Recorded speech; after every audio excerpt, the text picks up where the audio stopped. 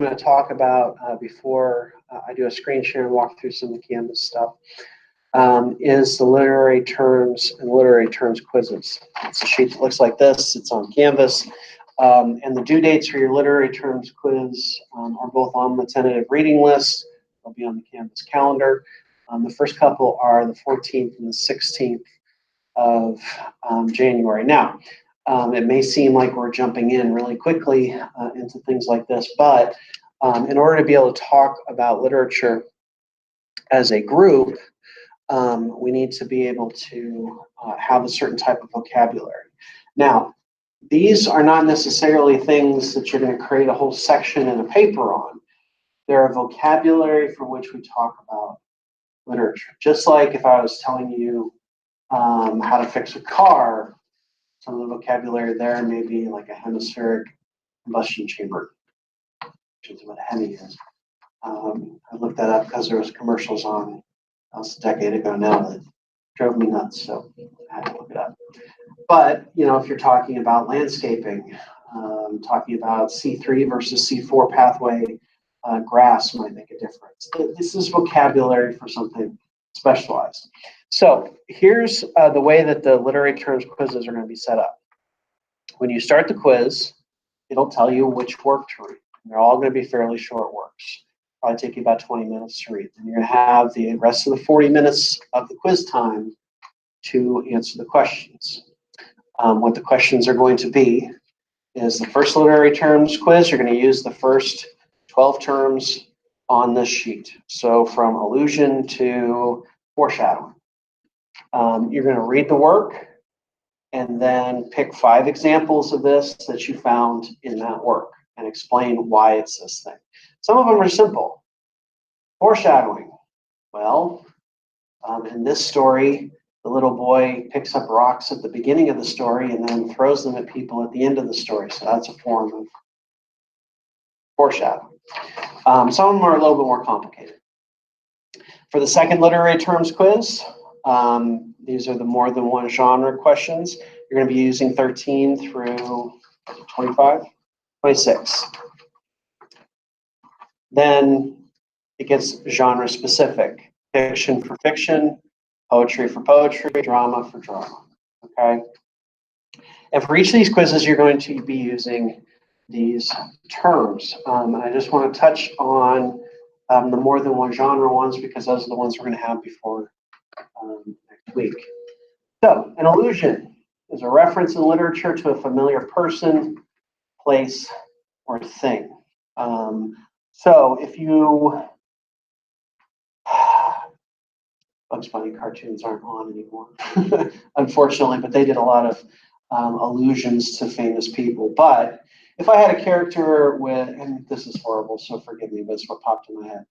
I had black hair, darker skin, and a giant butt.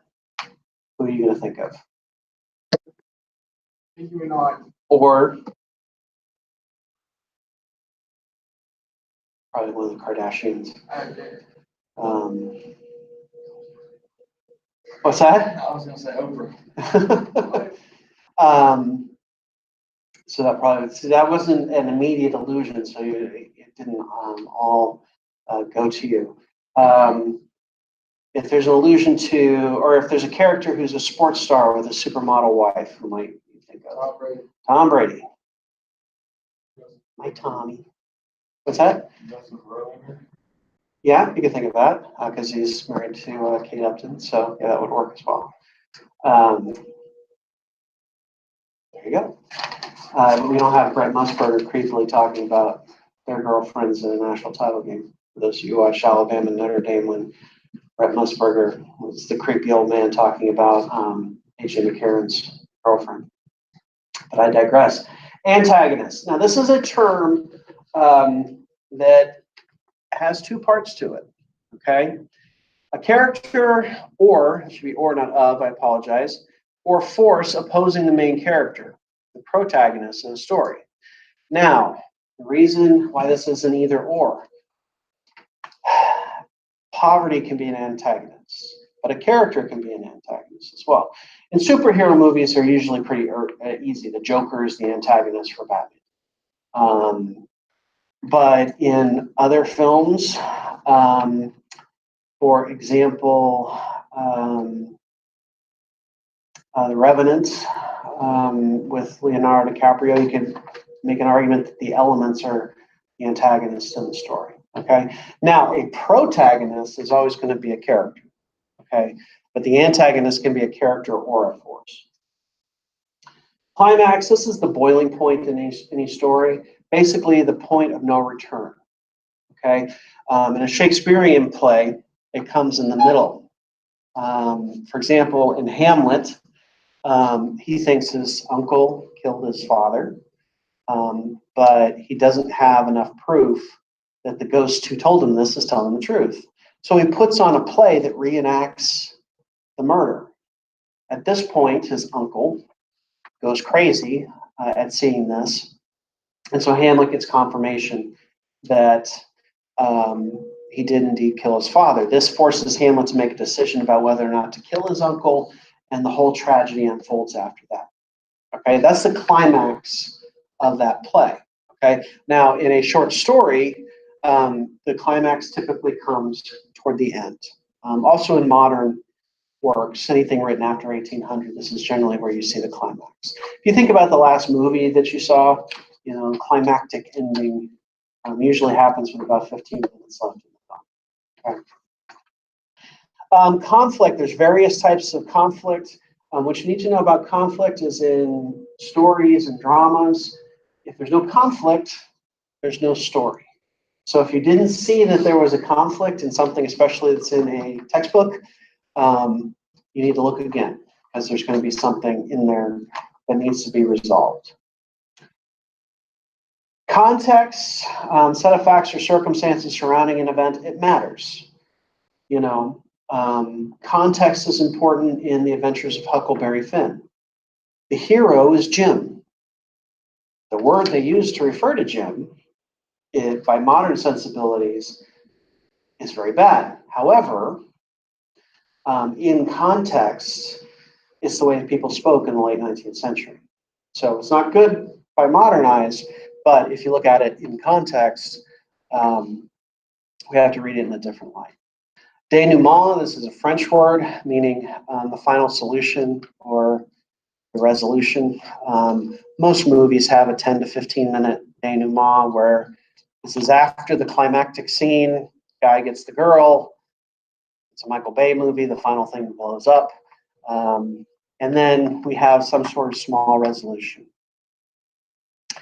Diction is the author's choice of words. You have films that are in high diction, something like The King's Speech, for example. You're talking about very well-educated, noble people. Their diction is very proper. You know, contrast this with a Tyler Perry movie, as you know, has value in its own, but the way that people speak is very different. A lot more slang, abbreviations, colloquialisms, those sorts of things. Epiphany, a flash of intuitive understanding. Basically a character making a grand realization. Exposition is writing that's intended to clarify or explain something. Basically, when characters aren't speaking in a short story, this is going to be exposition. Following action, this is that little time period between the climax and the denouement that I was talking about earlier. Figurative language, language that suggests special meaning or effects such as metaphors or similes, not literal language. She stands like a tree, solid and rooted. Well, your feet aren't in the ground. It's meant to be an image in your mind of somebody. If I tell you somebody is very rooted to the ground, you can infer meanings from that, but she isn't literally planted in the ground. Foreshadowing, I mentioned already. Genre refers to a category or type of literature. So horror is a genre. Romance is a genre. Action would be a genre. Imagery. This is something that creates a picture in your mind, whether it's a sight, smell, taste, touch, sound, what have you. All right, irony. To use a phrase or words to mean the exact opposite of its literal or normal meaning. One of the biggest examples in literature of irony is the play Oedipus by Sophocles. It's a ancient Greek play. Oedipus, before he's even born, there's a prophecy that he's going to marry his mother and kill his father. When he's born, his mother and father, knowing of this prophecy, set action in motion that makes the prophecy come true, even though they're trying to kill this child. Okay? This is irony because it has the exact opposite effect or meaning of what was intended. Okay? Metaphor, a direct comparison. He is a fox. Motif is a theme that's often repeated. Plot is the sequence of events. Protagonist. The protagonist in the story is going to experience some sort of character change or epiphany. Okay, they're going to have an awakening. If you have a character who you think is a protagonist, but they don't really change that much, well, then they might not be the protagonist in the story. Okay. Rising action is the beginning of a story where we find out about characters, the conflict is introduced, that sort of thing. Satire is a literary tone used to ridicule or make fun of human vice or weakness. Okay, or social satire is to make fun of something in society. Setting is the place where something takes place. A simile is an indirect comparison using the words like or as. He is like a fox. Notice how a metaphor is stronger. He is a fox. He has become that thing, as opposed to he is like that thing. A theme is a meaning or a thesis of a text, and then tone is the overall feeling or effect created by a writer's use of words. Tone means everything sometimes when you're talking in face-to-face conversation. I'm sure some of you electronically, whether on social media or in a text, had your tone misunderstood, and it caused an issue. I'm seeing some smiles, so yeah. Okay, so these are the first two literary terms quizzes. The rest of them are going to be focusing on the specific genre or category, fiction, poetry, and drama. Okay, so you'll use these to take the quizzes. Make sure you're using the right numbers from the sheets on each quiz. Okay. All right, so now I'm going to put a screen share on so we can just take a look at some of the things in Canvas and how to navigate the course. Come on, you. There we go. Entire screen. There we go. Okay. So here's the Canvas dashboard. Turn out the lights in here. All right. Okay. So here is our class, English 102, BR 500. If you're in the Atmore class, it's going to show as AT 500. I've combined the classes. So you click on the class, and I'm going to switch it to student view since that's what you guys will be seeing. So bear with me. I'll switch to student view. Okay, so for the weeks that we're not in class, and we're going to be using this a lot when we are in class, for the Bruton Atmore hybrid. Here's the main page. If I have any announcements, they're going to appear at the top of the page. On the right-hand side, you're going to see what's due and also new announcements. You're going to see there's quite a few things on here that are coming up in the near future. Diagnostic essay is something, if you're in Atmore, you're going to have to do tonight. First literary terms quiz, second literary terms quiz, and so on. Introduction to the first essay is due on the 22nd. Rough draft will be due that same night, and so on. All right, so when we're starting off the classes, where you're going to go is the modules tab. If it will load. There we go. So this starts with overview. Your syllabus is contained in here. My bio, I'll put when I have them, I'll put my office hours up here. Then I will organize the classwork by night. So here you see the first night's work, first night class, the 8th of January. I'm trying to talk too fast. You have the syllabus agreement assignment here, syllabus if you need it, flash fiction essay assignment sheet, pages 1 through 43 and essentially your first reading.